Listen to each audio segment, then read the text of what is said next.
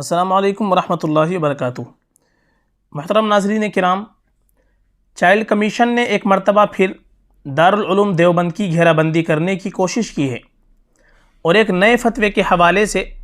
کچھ قابل اعتراض مواد کو لے کر ڈی ایم سہارنپور و ایس ایس پی سہارنپور کو مکتوب بھیج کر دارالعلوم دیوبند کے خلاف کارروائی کرنے کی ہدایت کی ہے۔ حالانکہ دارالعلوم دیوبند نے صاف کیا ہے جس طرح کے فتووں کا حوالہ دیا جا رہا ہے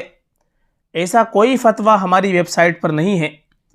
ایسا معلوم ہو رہا ہے national commission protection child right NCPCR Darul Uloom Deoband کے فتووں کے خلاف مہم چلا رہا ہے، کیونکہ اس سے قبل حال ہی میں 22 فروری کو غزوہ ہند کو لے کر 2 notice child commission Darul Uloom Deoband کے خلاف کارروائی کرنے کے لیے جاری کر چکا اور اب یہ تیسرا نوٹس ہے۔ NCPCR کے چیئرمین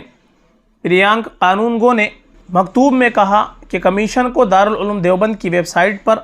مزید قابل اعتراض مواد ملا ہے۔ انہوں نے اتر پردیش پولیس کو ہدایت دی ہے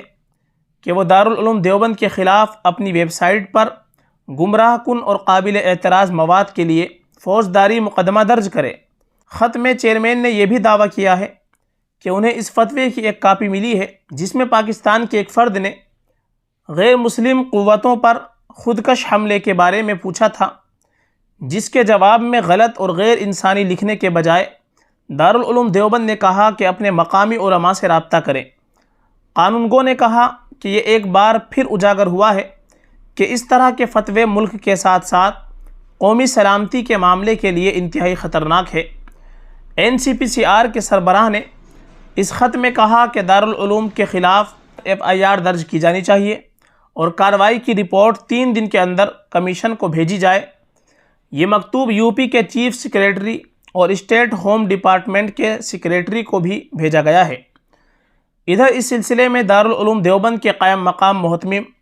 مولانا مفتی راشد اعظمی نے کہا کہ ہمیں ابھی اس سلسلے میں کوئی نوٹس موصول نہیں ہوا ہے، البتہ جس قسم کے فتوے کا حوالہ خبروں میں دیا گیا ہے اس قسم کا کوئی فتویٰ ہماری ویب سائٹ پر موجود نہیں ہے۔